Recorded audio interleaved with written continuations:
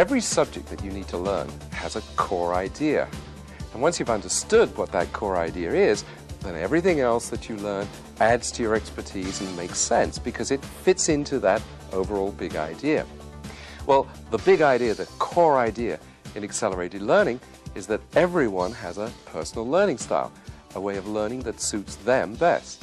And once you've found the learning tools, the strategies, if you like, that match that personal learning style, well, you'll be learning in ways that suit your particular brain. And because it's therefore more natural, it's more comfortable, and it's easier. And because it's easier, it's quicker. Hence the name accelerated learning. Well, this video will give you dozens of ideas to learn better and faster.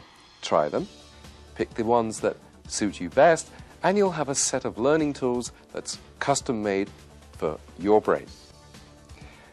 But why would you want to become a faster learner? I think there are 5 reasons. First, knowledge is doubling every 2 or 3 years. There's more to read, there's more to know. What you know today, unfortunately, won't buy you success tomorrow. Secondly, the average person now leaving college can expect 5 careers in a lifetime. That's not jobs, that's careers. Thirdly, nobody today can guarantee their employment.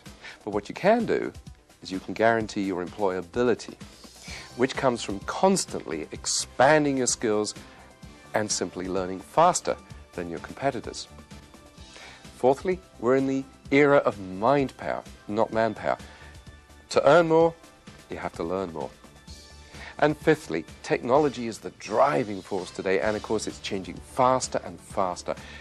It's all summed up in one word: change. The constant upgrading of your skills, lifelong learning, is the minimum threshold to stay competitive today. And in such a fast-changing world, learning how to learn surely has to be the core skill, because what you learn can, in fact, will become out of date. How to learn, well, that's a skill for life. And that's incidentally why I really hope that you'll share the techniques on this video with your children. Let me spend a few moments talking about your brain, because that's, of course, what you learn with. 90% of what we now know about the human brain has been discovered in the last 20 years, and accelerated learning is based upon those important new discoveries. Accelerated learning, as you'll see, consciously starts with the big picture because that suits the faster, global, learning right side of the brain. But then it presents information logically to suit the more linear left side of the brain. Here's one of the most fascinating of the new discoveries. There's a middle part of the brain which is a key to your learning. This middle brain controls your emotions, your immune system, a lot of the long-term memory, and it acts rather like a filter. Now, information coming into your brain from your senses passes through this middle brain, but if you're under stress, well, that information may not get released properly to the top thinking brain. The final information you need on your brain is that the idea of a single fixed form of intelligence, which you can measure as an IQ, has, I'm pleased to say, been discredited. In its place, Dr. Howard Gardner, who's professor of education at Harvard University, has shown that we have at least seven different forms of intelligence, and maybe an 8th. Each of those intelligences represents a resource for learning. You have a linguistic intelligence, the ability to absorb and use the written and spoken word. A mathematical logical intelligence, the ability to handle numbers and sequences and logically presented data. There's a visual spatial intelligence. You use this in navigation, in drawing, sculpture, diagrams. There's a physical intelligence, the ability to use your body well. Interpersonal, the ability to communicate well, to read other people's moods and body language sensitively. There's an intrapersonal intelligence. That's an inner-directed intelligence, the ability to be reflective, to make plans, to draw conclusions. And finally, a musical intelligence, the ability to use rhythm and rhyme well. Now, the result of all our research on learning and the brain has led us to see that effective learning follows 6 stages. Let me go over them briefly. Stage 1, your state of mind. You need to be relaxed, motivated and focused. In other words, to mobilize that middle brain. Stage 2, whatever you're learning, it involves fresh information coming into your brain from the outside. So learning involves seeing and hearing and doing. And the more sharply your senses are focused on the subject, the better you will learn. Stage 3, you've now taken in the information. Well, now you need to actively explore the subject to make it your own. And that's when you'll use as many of your intelligences as possible.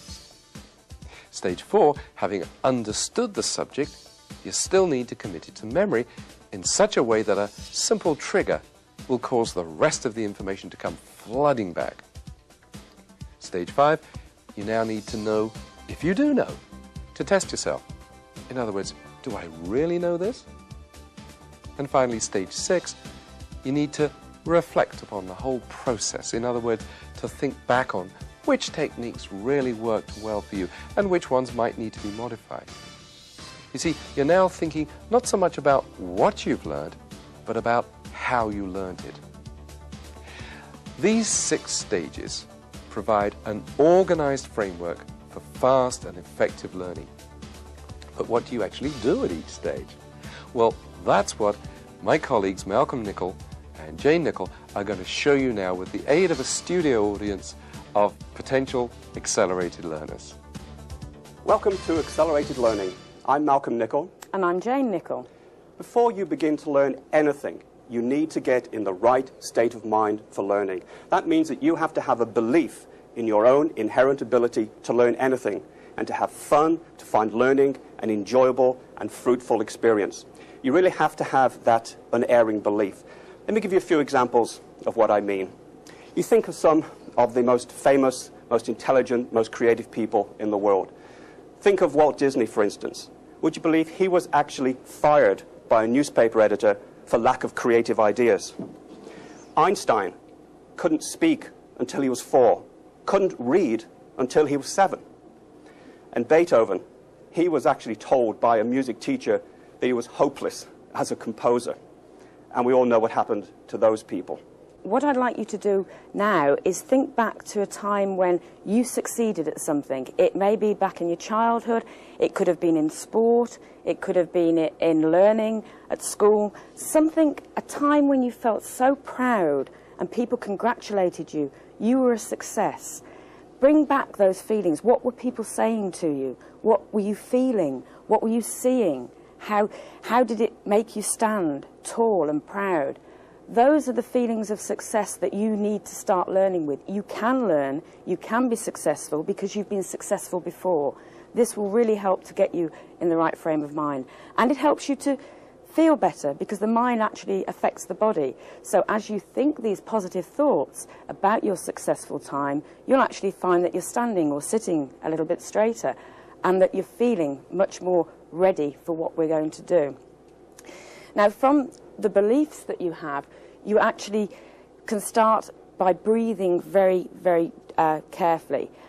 Your brain is only 4% of your body weight, but it actually requires 20% of the oxygen. So when you start learning, it's very important that you clear your mind and take some deep breaths to clear away all the stress and strain of the day.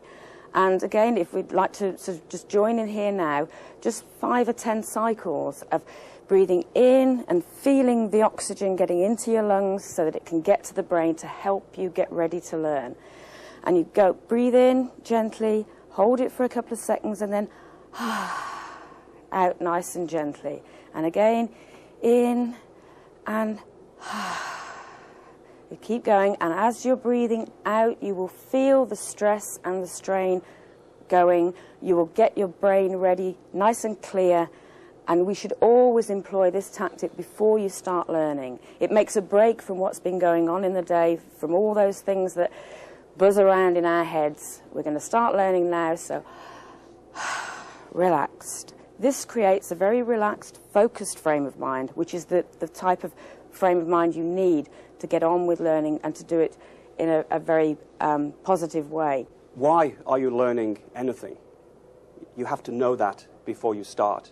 You have to decide what we like to call WII-FM. You tune into radio station WII-FM. What's in it for me? What's the ultimate reward? What's the ultimate payback from the learning experience? Let me give you a few examples. Let's say, for instance, you were trying to learn a foreign language. Why do you want to learn French?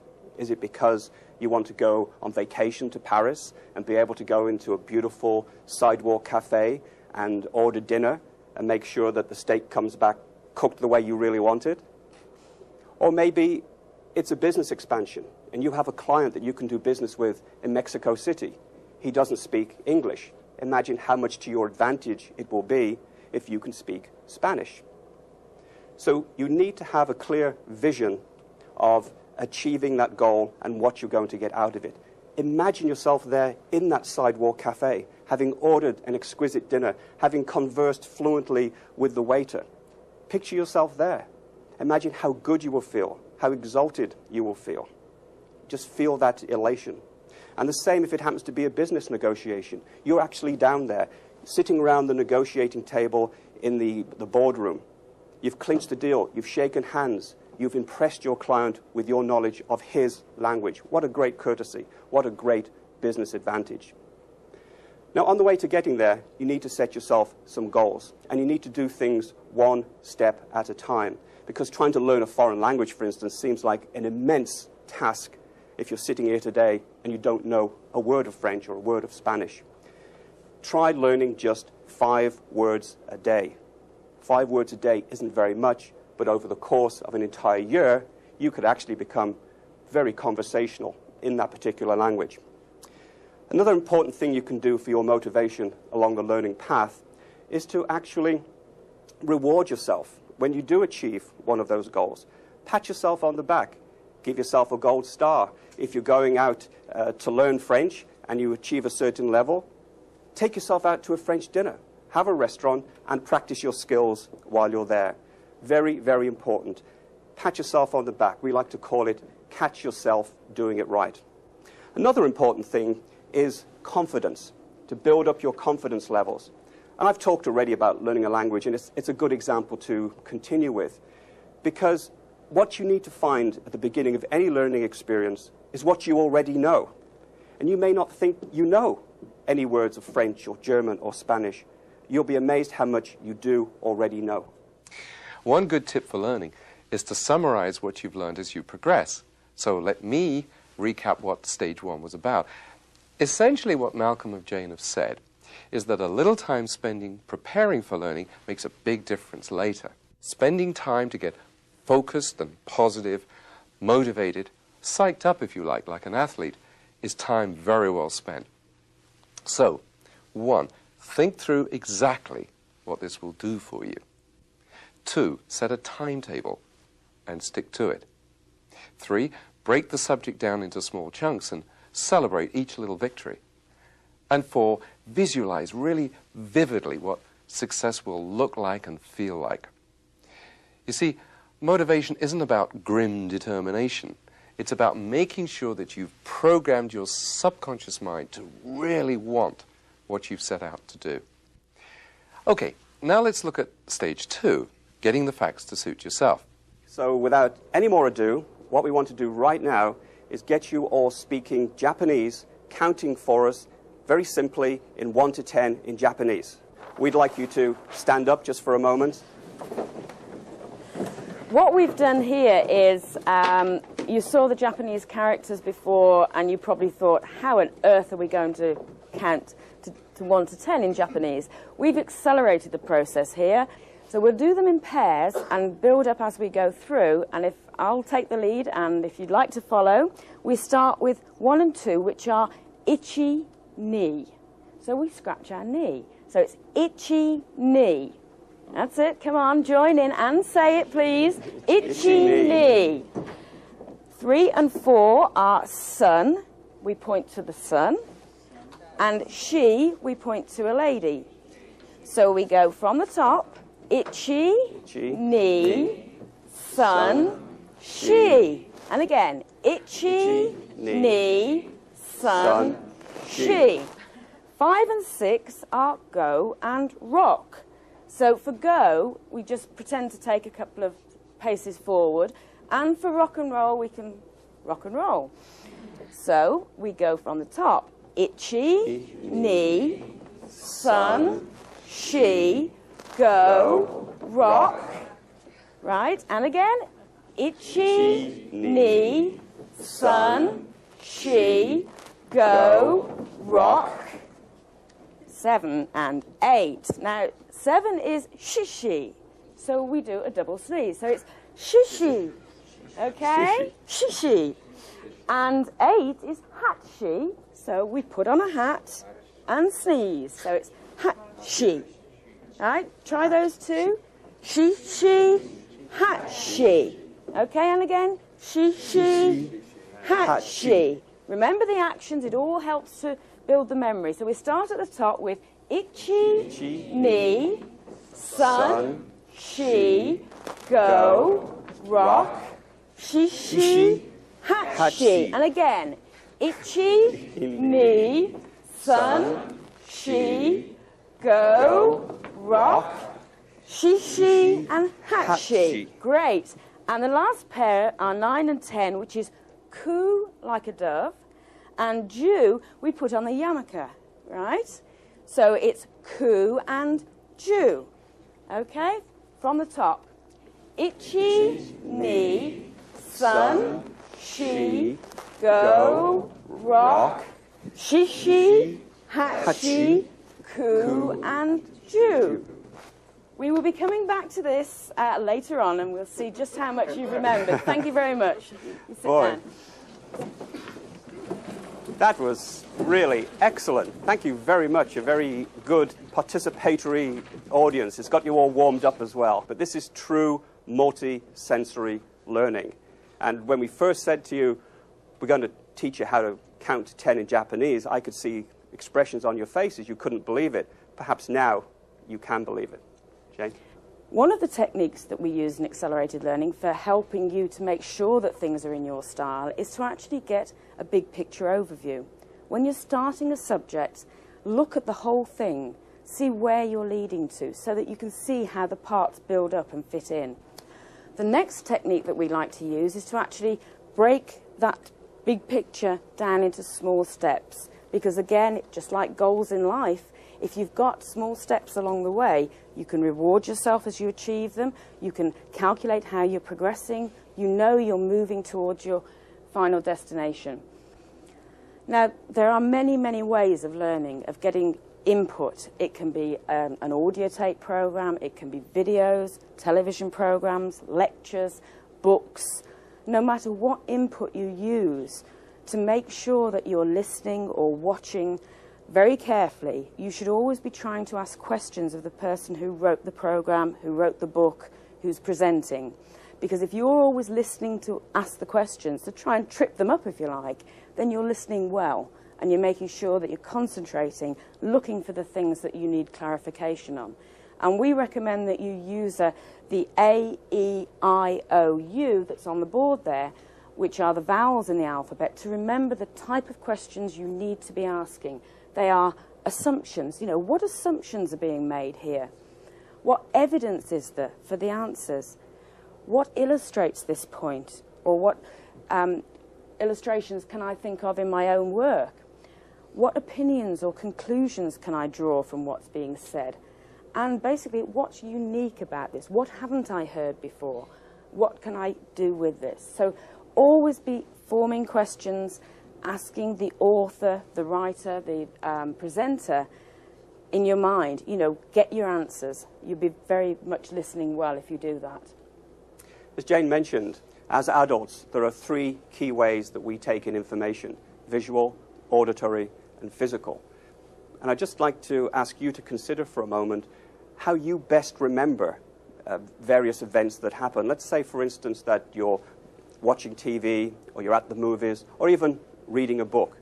Do you, A, best remember what you see? Do you remember the scenes? Do you remember what people look like? Or B, do you remember the dialogue? Do you remember what people have to say? Do you remember people's names? Do you remember the jokes? Or C, do you remember what happened? Do you remember how the characters felt? Do you remember how you felt watching them or reading about them? You are all unique individuals, and you all have preferences. And this is what multisensory learning is all about, is to help you recognize the ones that you have and to embrace the others as well for true multi-chance, multisensory learning. Jane? We've seen a lot of techniques so far and mentioned a lot of techniques that actually refer to each of the senses.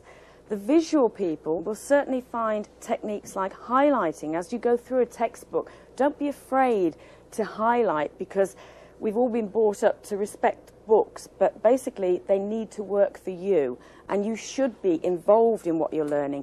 Go through, highlight the text as you find new information, underline it. Those sort of things will be very helpful for the visual people. You can also use mental imagery and visualization to put yourself in a situation where you're using your learning. That's a very visual technique. You can watch demonstrations. You maybe need to see somebody doing something before it really makes sense to you.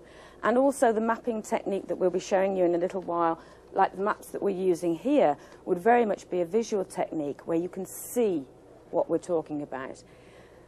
For people who are more auditory, they don't need necessarily to take so many notes, because that's their way of learning. They take the information in an auditory style.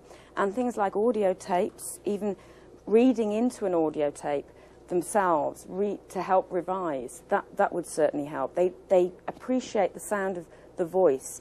You can use tone and even use crazy accents to make things stand out more when you're taping your own revision. Reading out loud is definitely helpful for somebody who's auditory, and obviously lectures are ideal for them. For the physical learners, they really need hands-on. They need to actually be doing things to make sense to them. So again, actually taking part in a demonstration or taking part in role play would certainly be an advantage for them.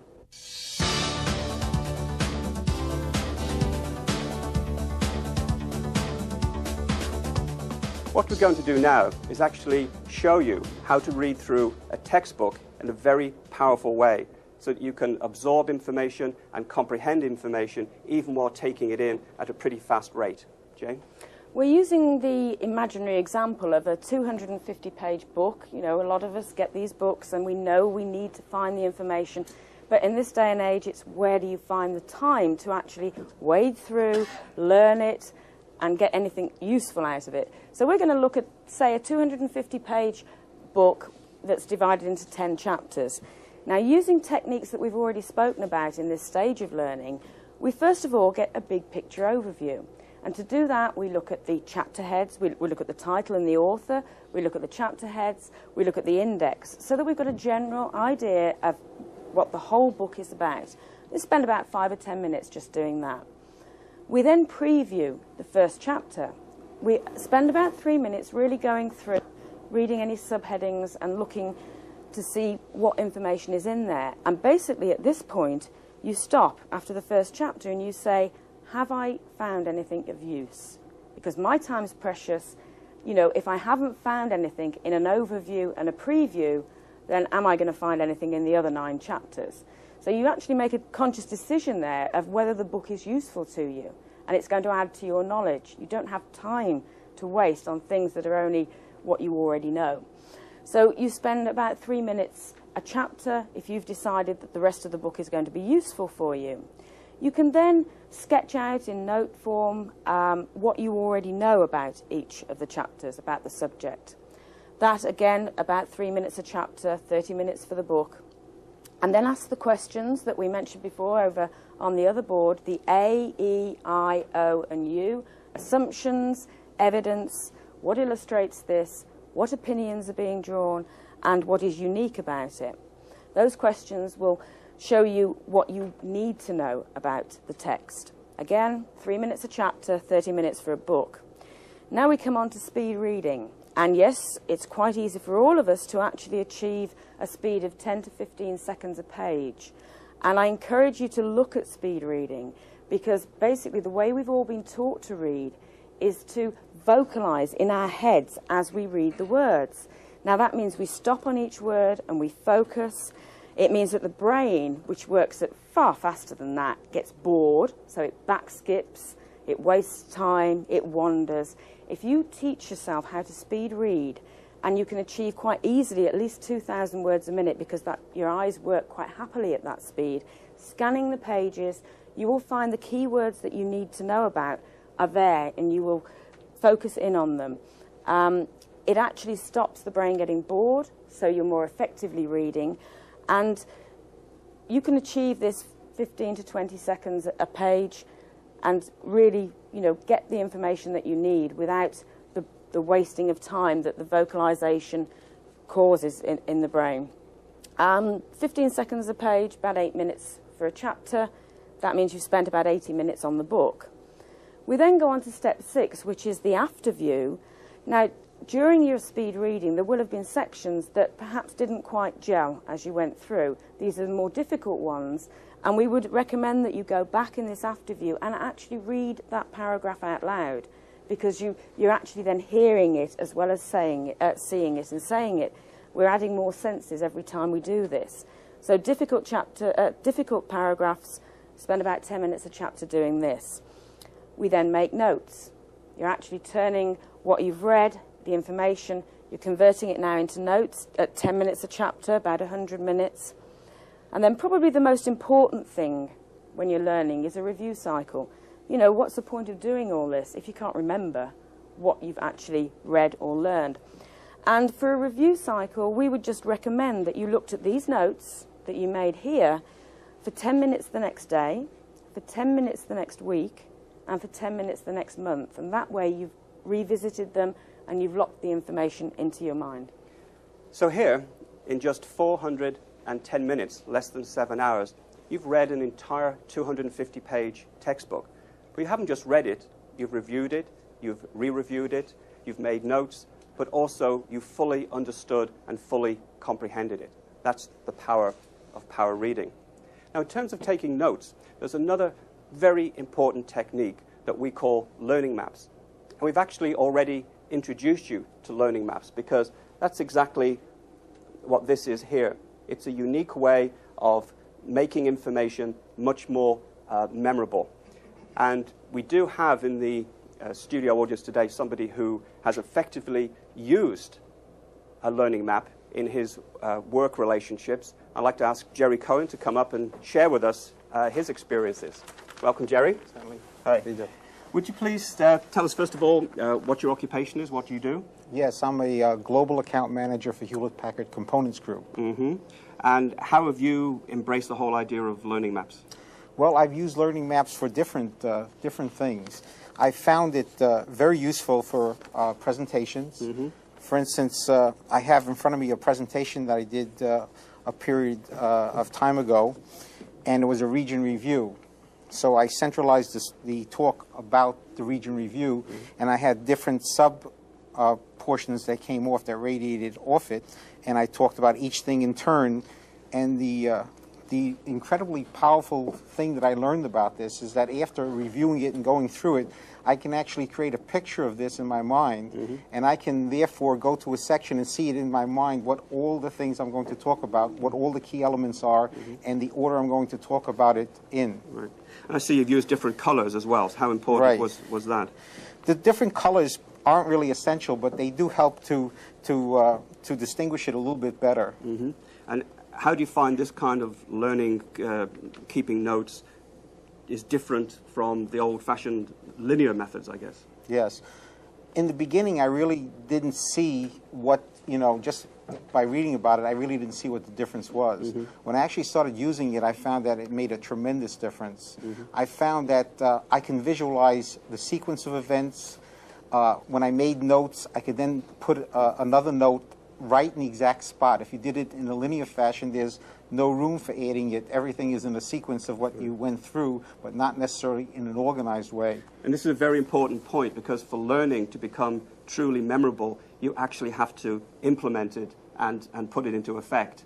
And this is something that you've now shared with other people? Yes. In fact, I've given these techniques to people in my group, and they've used them. Some of them are in the audience there, Great. and they've used them and different things as well. Okay. Thank you very much, Jerry. Okay. We appreciate it. Okay. So there you see what learning maps are all about and how they can actually be applied into the workplace very, very effectively. It's a true way of learning, using all of our senses for learning. So how do we actually build a learning map? Basically, we find out what the core idea is, and we put that in the centre. So we build up from a core, and each subject will have a branch. And on a learning map, maybe the first branch is, you know, what are we going to record? We're going to record ideas. So we just put a little branch for ideas. You don't record great long reams of words. You're actually recording ideas. And the ideas will be recorded in just maybe keywords. So that one word will trigger the memories and you'll remember everything else. Now, you might actually record in pictures if you're a good artist. If your brain thinks that way, you might well start drawing your, you know, whatever it is you're talking about. I've got a nice little house there. Or it could be you're drawing symbols where you've got big arrows going from one thing to another, where it loops and joins up information, things that aren't even possible on linear maps without really getting completely lost. You might then have another section which says, well, what can we use them for? Jerry's used them for presentations. Anything that you have to write notes for. So it could be for meetings, to actually record ideas from meetings. Brainstorming is another wonderful way, because you can go back to add information later as it crops up, and yes, it's related to that, or it's related to something else. Colour is very important. The visual memory is very, very strong. And this is why learning maps work, because instead of having 6 pages of notes, you've actually got all your notes on one page, and you almost take a photograph of it with your brain. And if you're trying to learn from it, and you're redrawing a map, your brain will be looking for what's missing. So you might have, on the original one, had 3 legs, and you think, you know, that part of the subject I've completely lost. That's where I need to do some more work, because your brain is in tune with this sort of learning. A brain cell is very much like this. You know, you've got a centre and you've got all the connections coming out from it. So we make it as memorable as possible, and we use a lot of colour. Colour can be used to relate different parts of the information so that you can track that the same ideas are in the same colour. It can be used, as I said, to actually relate things. So, you know, you have these, the colour is important, and we want to colour the key words maybe. So we add the colour into the keywords. You also maybe use different sorts of lettering. I mean, on a rough map, you just go through quickly, but then part of the technique is to actually redraw your notes later so that you organise them more. And that's all part of the memory and learning process. But, you know, you might have something, if you're writing the word stress, you might go, you know, and really make it look like what it's supposed to be. So you know that that's, stress, or, you know, we had one on the earlier one which was relax, and it was a very laid-back lettering. They're just visual ways of making your notes come alive, and they can be so useful because you can picture what you've learned. And the old saying is, picture's worth 1,000 words. This is definitely a way that we would encourage you to try, because like Jerry said, once you've tried, you really do realise how useful they can be, and you end up using them in preference to any other method of taking notes. So we each have a preferred individual learning style. And we really have a combination of intelligences. What accelerated learning does is it helps you identify what you're good at, and it also identifies the things that maybe you want to work on, so you can embrace all of the different intelligences. Learning must never be passive. You have to be doing something as you learn. And this chart, I think, really tells a story. On average, we only remember about 20% of what we read, 30% of what we hear, 40% of what we see, and about 50% of what we say. But the single most effective way to learn is to physically do something, to be actively involved. But that still only results in about 60% recall.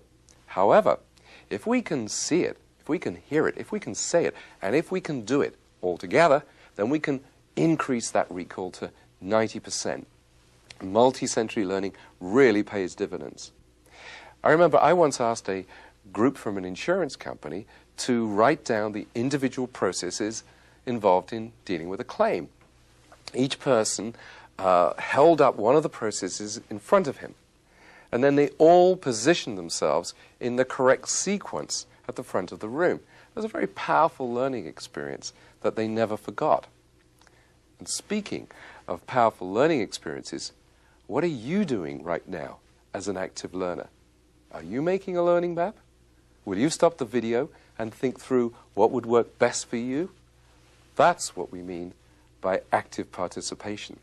Knowing about a subject and really understanding it are two different things. Well, if you've done a good job at stage 2, you'll certainly know about your subject. But will you really understand it?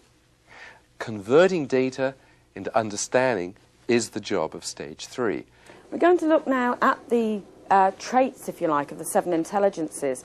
And we all have a different profile of them. We all have all 7, but we just use them in a way that is unique to us.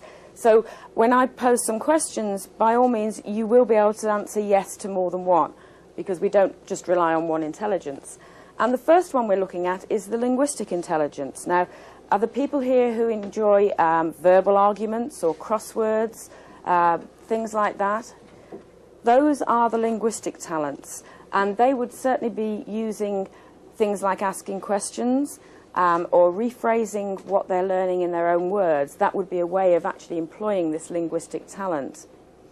Now, for people who like figures and accounting and science, and maybe calculating the betting odds, that is a display of the mathematical intelligence, mathematical and logical. And the sort of techniques that we can use to help us use that would be to rate and categorize what we're learning, to put them into numbered lists so that we can use this affinity we have with our mathematical, logical intelligence. A lot of people enjoy actually things like dressmaking or building models. That is using their visual spatial intelligence. And again, as far as a learning tool, we can use this by using visualization, and actually the mind mapping that we looked at in the last stage would be very, very useful to bring out this visual spatial intelligence. And then there's a group of people who definitely need to get hands-on, the people who are good at sports, for whom physical activities are the way that they transfer their learning into being. And they're the sort of people who would definitely need to be involved in actually learning, in experiments, in demonstrations, really working through and getting their hands into what they're actually learning about. Are there any people here today who are good at music? You play the piano, play the guitar, and many other of you are also good at music. You have a good sense of rhythm. You can recognize a tune. You're musically talented as well. And what you should do is you should have pleasant music playing in the background when you're learning. Or you should turn things that you've learned into jingles or rhymes to help you remember them more effectively. Are there people here today who are good at note-taking? And you like to keep notes of everything that you do. And you also like to sit down and think and reflect and analyze what you're doing. You would have an intrapersonal intelligence. So you should make sure that in any learning situation, you allow for quiet time so that you can afterwards sit down, work out what went well, what could have gone better, and so how you can apply it in the future. Are there people here who like working in teams? You like working with other people? Maybe you like helping other people or teaching other people. You would have an interpersonal intelligence. So you should make sure that the learning experiences for you is something that you do with other people. So you can share and compare notes with other people, and you will be much more effective in the learning process. So as we've mentioned before, the whole idea of having a fixed IQ, an intelligent quotient, has gone, been thrown away, because there really are now at least 7, maybe even 8 different kinds of intelligence, and we all have a combination of each of those intelligences. So in the old days, what we like to call old-fashioned learning really was principled on the two intelligences, linguistic and logical mathematical. It really just gave you a one-hit, a single chance of learning. But today, we're talking about a multiple chance of learning by exposing to you the benefits of learning using all of these different intelligences. There's a lot of talk these days that every company must become a learning organization. Now, a learning organization is characterized by groups of people deciding for themselves what they need to learn in order for the company to succeed and for them to develop their personal skills. Let me give you a simple but dynamic idea that I've introduced into many of the companies that I work with.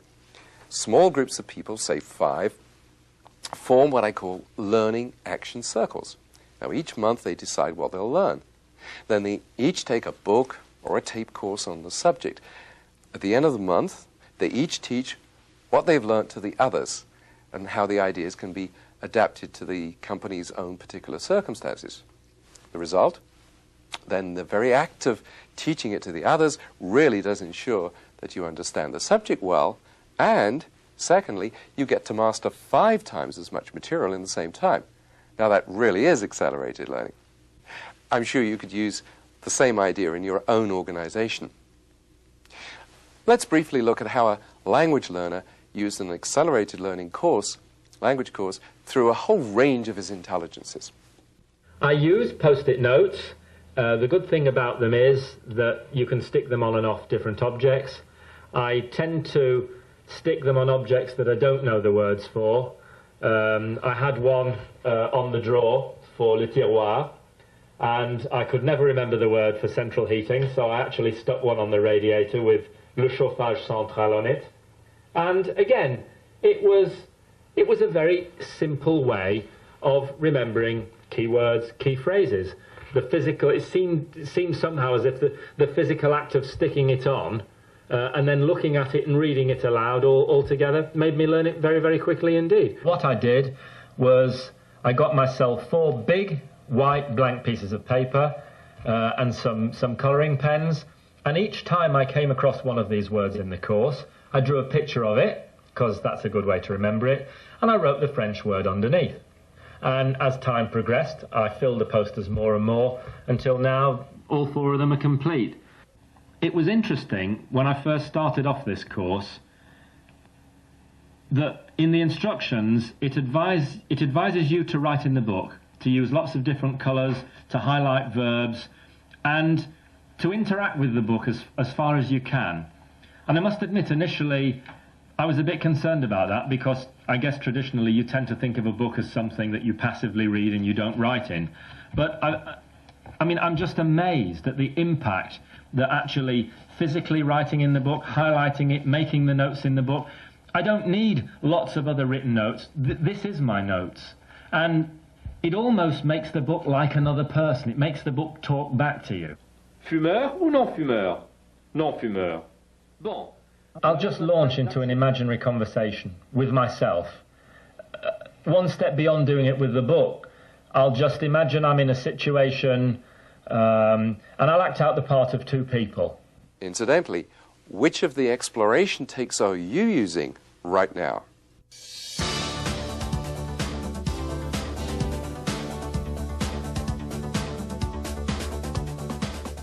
Let's now turn to stage 4. You've really learned the subject. But how do you make sure that you remember it all long term? Let's look at some excellent memory strategies. We're now looking at stage 4 of the learning process, which is memorizing the key facts. And basically, stage 2, which was getting the facts in the right way to suit you, and then stage 3, spending time exploring it with these 7 or 8 intelligences so that you truly understand what you're learning, is all a waste of time, quite honestly, unless at stage 4 you can actually remember and recall when you actually need to use that information. Now, we all have excellent memories, believe it or not. Let me just test you for a moment. Imagine that you're in the kitchen of your home. Can you see it? Can you see everything that's there? You know where the oven is situated. You know where the refrigerator is situated. You could probably see the color of it, whether it's black or green or that ugly yellow that they have sometimes. You can see where the coffee machine is. Maybe for you, thinking what your kitchen is like conjures up a smell of the coffee that's brewing in the morning. But you can each picture in your own mind's eye exactly the layout of your own kitchens. You've seen it, you remembered it. The important thing that we need to do is take in the information and transfer short-term memory into long-term memory so that then you can trigger it and you have it something you can use forevermore. Jane? One of the fundamental things in memory is, it may sound crazy, but the first thing you have to do is actually decide you're going to remember. Make a conscious effort and say, yes, I'm going to remember this. That is the first thing to key up the brain ready for, oh, you know, I'm going to make a memory here. And I like to think of making a memory, if you like, as almost forging a path through the forest. The first time you go through, you part the trees, you struggle through, you get to the other side, and you look back, and nobody would ever know that you've gone through there. There's not a path defined through that forest. But if you go back that same route every so often, gradually you wear away the undergrowth. You make that connection from one side of the forest to the other much stronger. And that is exactly what happens with a memory. And to make use of this, we like to use what's called a review cycle. And that is basically, you learn your materials, you review them within an hour, so that you've got a very early review of materials. And if you're using learning maps, this is the ideal way to do it, because you flash your map for a couple of minutes, that's all, and you're starting on this review cycle. You then review again within 24 hours of learning, you review within a week, you review after a month, and after 6 months. And the staggering thing that happens to your recollections is that without a review cycle, in 24 hours, you will only remember 30% of what you've done today. With a review cycle, after 6 months, you can be as high as 80% recall. That is a tremendous difference. So it's well worth getting into this habit of a short review on a regular basis to keep you up to speed on what you're learning. And as I said, reviewing with a map is definitely a very easy way of doing it. Now, the other thing that makes your memories much more memorable, much more easy to recall, is using the multisensory learning that we talked about. If you can make your memories both visual and physical memories and also auditory, so that when you're recalling something you have all these different inputs there, that will make them stronger. If you link them to things like humour, humour is very, very memorable. So make your memories funny, make them interact with each other, put movement into your memories. That will all help recall. One of my favourite ways of learning anything is to come up with an acronym. Here you see an acronym for the word negotiate, and we're going to be teaching you a way of learning the key points of negotiating skills. We use acronyms all the time. When you're at school, you probably learned the Great Lakes, Holmes, Huron, Ontario, Michigan, Erie, Superior. The government just loves acronyms. You know, you've got NASA, and you've got the FBI, and the CIA, and HUD, and you can remember the names of those agencies. So for those of you involved in sales or negotiating, or in fact for anybody, because we're all negotiating every day of our lives in different situations, we came up with the word negotiate, and we turned it into an acronym, so that every individual letter stands for a key word, a key technique when negotiating. The N stands for navigate, because one of the first things you should do is take charge of the negotiation. You're navigating your way through it. You're steering it. Then E is for eyes and ears. You need to keep your eyes open for any giveaway body language signals, and you need to keep your ears alert for the hidden meanings in conversation, the things that people say and also the things that they don't say. The G in negotiate is for grimace, and this is one of the most basic tactics of all, which is that whenever anybody makes you an offer, the first thing you do is flinch. You pull a face. You don't like it. You grimace. The O is outrageous, similar to the one before. Anytime anybody makes you an offer, it's outrageous. You couldn't possibly accept that. But you yourself know that you, in turn, will also be making outrageous demands. The T is for trade-off. And this is something that you should do immediately, always. When somebody asks you for a concession, you ask for something in return. It's a trade-off. I is for impersonate. In any negotiating situation, you're going to be pretending that you're either a reluctant buyer, maybe, or you're a reluctant seller. Or you're raising issues that aren't really of any great concern to you. It's a decoy, it's a red herring, but you're raising those to get them settled before you move on to the main issue. Or you might be pretending to be dumb when in fact you know that you're really smart. So that's I for impersonate. The A is for agree. And most salespeople know this, that you should always agree up front with the customer. Yes, yes, I understand what you're saying. I see your point entirely. But, or you can use the good old feel, felt, found technique. I know how you feel, other people have felt the same way, but what they found eventually was. The T in negotiate is for teasing. This is really nibbling and getting extra concessions. You've already agreed that you're getting a $50,000 a year salary. You've agreed the health benefits package. You've agreed how many weeks vacation you're going to have. You've shaken hands, and just as you're turning away to walk out the door, you turn back and you say, oh yes, and that does include membership in the country club, doesn't it? So you're just teasing for an extra concession, probably at the last minute. And the last one in negotiate is E, for easy acceptance. Because after you've got everything that you want in the negotiation, you want it to be a win-win. You want the other person to be happy. So you want to make it easy for them to accept the deal. So you can make them a promise such as, well, the next time I'm in town, I will come to you first, and I make sure that you get our most favored rates. So the way I learned the key skills for negotiating was to actually put them into this kind of acronym. And these are the key points that my good friend Roger Dawson came up with in his negotiating programs. Malcolm is very gifted with the linguistic talent, and obviously for him to create an acronym is something that's natural and easy.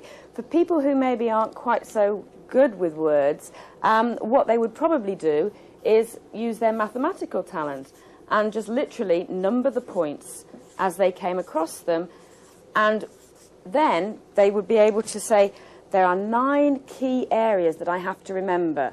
And obviously, as you work through them, if you can only get to 8, you know you're missing one. The same sort of principle, but using more of a mathematical approach than the linguistic one. Another way of actually committing what you're learning to memory and helping you revise things is to create flashcards. And again, we've used the negotiate acronym. And basically, if you're stuck in a traffic jam and you've got them with you, you can pick them up. And what does the N stand for? And on the back, we've got the key points. Steer the negotiation in the right direction, lay down the initial criteria. And you can go through them so that you can gradually learn and test yourself on the different stages. So there's another technique that's very, very useful. Basically, to round up this section on memory, one of the key things is to understand that when we're asleep and our eyes are offline, the brain carries on working and sifts through the information that we've been taking in all day long. So actually sleeping on it is a very important memory technique. And we've all experienced, you know, you go to bed and you're trying to remember something and you really can't amongst everything else that's gone on. And next morning you wake up and you think, oh, there it is, it just popped out. The brain has been working while you're asleep, filing all the bits of information in the right categories. And, you know, with some of these memory techniques that we've introduced here and reminded you of, you certainly will find that overnight your memories will get put in the right places so that you can recall them when you need them. Now let me add one excellent memory technique to the ones you've already seen, and it rejoices in the title of memory flashing.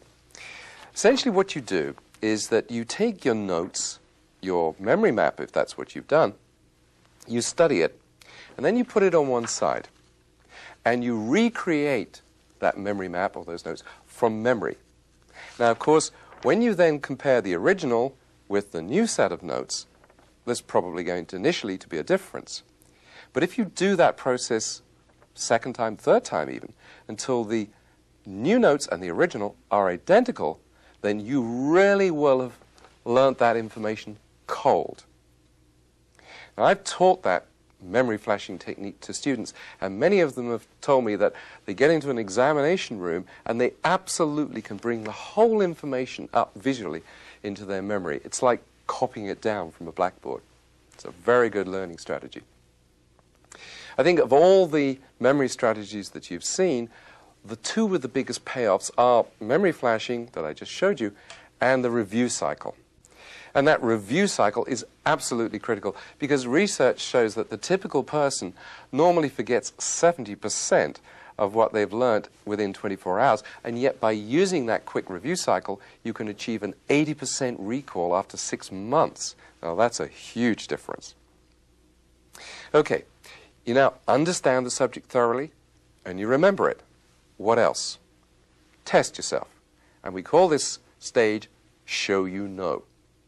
We really need to practice what we're learning and make use of it in many different ways. We can do that by visualizing what we're learning, by putting ourselves in the picture and mentally rehearsing how we're going to use it in a situation. We could actually role play it with somebody else so that you each take a role and act out an imaginary situation. Make sure that you can use what you've learned to show you know. Tell your family about it and show you know.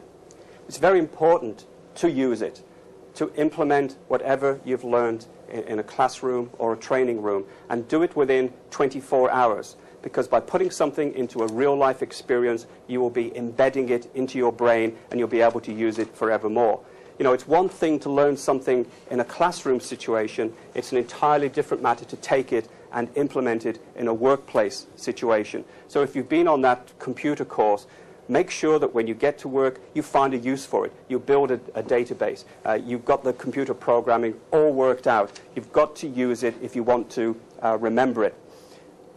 Check with others. What we're saying here is that learning shouldn't be a lonely experience. There are other people that are learning with you in most situations. Or if not, find somebody who will. And by interacting with that other person, you can literally double your learning power. Make sure that you keep reminding yourself of what you've learned. Make flashcards, make posters, make learning maps, have little post-it stickers, put them on the notice board, stick them on the refrigerator, put them in places where in the course of a day you will almost accidentally come upon those reminders of what you've learned, and those constant reminders will again help embed that information into your long-term memory. Work with your family. Your family hopefully is supportive of whatever it is that you're learning. So sit down with them, rehearse with them, get them to let you talk to them about what you've learned. Because when you have to tell somebody about what you've learned, you really have to marshal your thoughts. You really have to make sure that you understand it so you can communicate it to somebody else. Find yourself a mentor. Find yourself somebody who's more experienced than you are, who will be your guardian angel, if you like, somebody that you can go to who will give you support and encouragement and will have that extra piece of knowledge that you don't yet have. And finally, make a learning log. Keep a daily record of everything that you've learned, whether it's a new foreign word, whether it's a new English word, whether it's a computer code, whatever it might be. Just keep drawing up a list of everything that you've learned. Imagine how motivating it is when you've got your learning log of all your newfound, your newly acquired wisdom. Very motivating. We also have a technique that we call learning action circles. And really what we do is we like people who are learning to link up with other people, a group of study buddies we call them. Because when you join with other people and you share the learning, you learn from each other, you help the other person learn, you also introduce them to maybe a different way of learning because your techniques might not be their techniques. So everybody builds a common understanding then of different learning styles, and you can benefit from other people's learning styles. Stage 6, and an important part of the learning process, is reviewing what you've learned. Taking time out to sit back and reflect on what you've learned so that you can have that information to use forever. This really is a self-analysis section. You use that intrapersonal intelligence to actually reflect and go through the process that you use, not the subject. So it's not so much the what we've learned, it's how did I learn? What techniques work for me? What tools can I use again? Or what tools really didn't work? Let's, find some others. So you review and you find out what you can use that's going to benefit you. And there are two important questions that we ask at this stage. And the first is, what went well? And the second is, what could have gone better. So to help us with this whole review process, what we've done is to put together what we call a personal progress plan. And this is something where you can sit down and ask yourself these key questions and make notes at your leisure. The most important things I learned are: you should prioritize the important things from any learning session. Secondly, as a result, I will do this or use these following ideas. So you haven't just learned something, you know how it's going to impact upon you in the real life situation. The third one is, I can expect this initial difficulty, but I will overcome it by this action. This is actually addressing the fact that you realise that, you know, it's not going to be plain sailing all the way through, and that there may be little stops and stumbles along the way, but you're prepared for them. The next one is, I will check on my progress. I will know when I've succeeded. So we go back to earlier today when we spoke about rewarding yourself. You know, you don't have people around you like teachers and parents who reward children when they learn and achieve. You have got to install some sort of reward program and pat yourself on the back when you achieve it. And that's actually the next key point, to identify how you are going to reward your success. Is it a pat on the back? Are you going to give yourself a gold star? Are you going to take yourself out for dinner to that French restaurant? You catch yourself doing it right. You also need to identify, I need to learn more about this. Yes, you've learned a lot and you've made major leaps forward, but there's bound to be more information on any subject. That's your next learning point. And lastly, I will ask this person or these people to help. You find that mentor who can give you that helping hand, that person who can be your support and encouragement. Jane? There are 3 keys to success, not just in learning, but success in life. The first is to start with the end in mind. Have a clear, strong vision of what you want to achieve, of where you want to be, because if you keep your eyes focused on that, you will find the route through it. The second one is to actually take responsibility for yourself. You cannot choose what happens to you, but you really can choose the way you react to it. So make sure that your reactions build for you the success that you want. And the third one is to learn from mistakes. We've said that. Don't ever be afraid of making mistakes, because the only person who doesn't make mistakes is the person who literally never does anything. But it is important for us all to acknowledge that we have something in common with the wealthiest and the most successful people in the world. 60 seconds in a minute, 60 minutes in an hour, 24 hours in a day, 7 days in a week. It's what we do with that time that's so important, how we maximize that time. And accelerated learning principles will help you make the most of that time. We tell you things like you need to prioritize and know what's important rather than what's urgent. That may sound like a silly thing to say, but there are times when you could be working on a very important business project. The telephone is ringing, so it seems urgent. You answer the telephone, and who's there but somebody you don't want to talk to? Somebody trying to sell you something, somebody trying to collect a bill, or whatever. They're people you don't want to talk to. A waste of time. You need to prioritize and know how you're going to spend your time valuably. 2 other things I like to use called downtime and double time. Downtime really are those moments in the day that, again, we all have. The 15 minutes when we're waiting to catch a bus, the 15 minutes we're waiting to catch a train, or we're in the doctor's office or the dentist's office, and we're sitting there and we're idly flipping through magazines, or we're daydreaming. We could be spending that time instead very profitably. We've talked already, given you some examples about a foreign language. Imagine if you were carrying around with you flashcards with French words or Spanish words written on them. You can refer to them in that downtime. You would learn them, and you'd become quite effective in a foreign language over the course of a year, just spending 15 minutes of downtime a day. What I mean by double time is to really do 2 things at the same time. I'll give you a personal example. I started running about 3K 3 times a week. I found it quite boring, just plodding along there all by myself, until I got a Walkman. I invested in a Walkman. I invested in audio tapes from people such as Brian Tracy, Dennis Waitley, Roger Dawson. And so while I'm out there running, I'm not just being entertained, I'm gathering information. I'm improving my mind at the same time as I'm improving my body. Very important for us to make the most use of our time. And continuing on that theme, we'd really like to encourage you to push your personal comfort zone. Really try something new.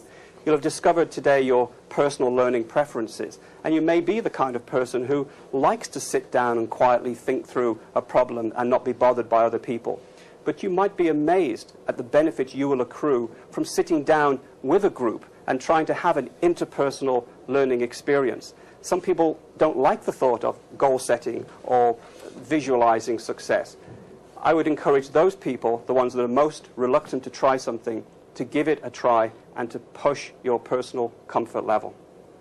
We are living in a world of incredible accelerated change. The amount of information that we're asked to absorb on a daily basis is absolutely phenomenal, even compared to just a few years ago. And that's where accelerated learning is so important.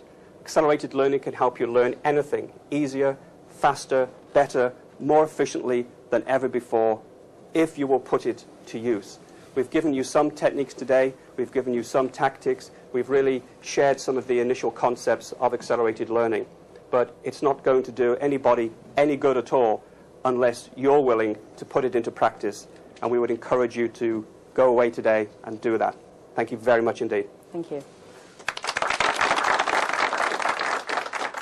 Okay, you've been through a really comprehensive learning experience now. You got into a relaxed, motivated, focused state of mind. You've actually turned the information into visual or auditory or a physical form, or indeed, ideally, a combination of all three forms. You've explored the subject thoroughly through a combination of your intelligences. You've memorized some keywords to trigger your recall at any time in the future. And you've tested yourself. What more could you possibly do? Well, just one more thing.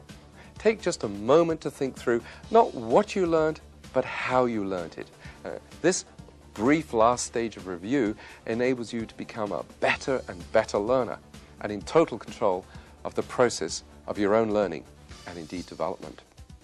If I had to pick out some of the absolutely key steps, I think I'd probably say, one, focus really hard on what learning this subject is going to do for you. Power read the material to get the core idea quickly. Then create a memory map of what you know so far. And then keep adding to that memory map as you progress. Stop and summarize the key points in your own words. Then teach what you've learned to somebody else. Memory flash the learning maps until you know it absolutely cold. And finally, use a review cycle so that you really lock it all down in your memory. However, these are just my ideas because they suit my learning style. The most important question is, what will you do to accelerate your learning?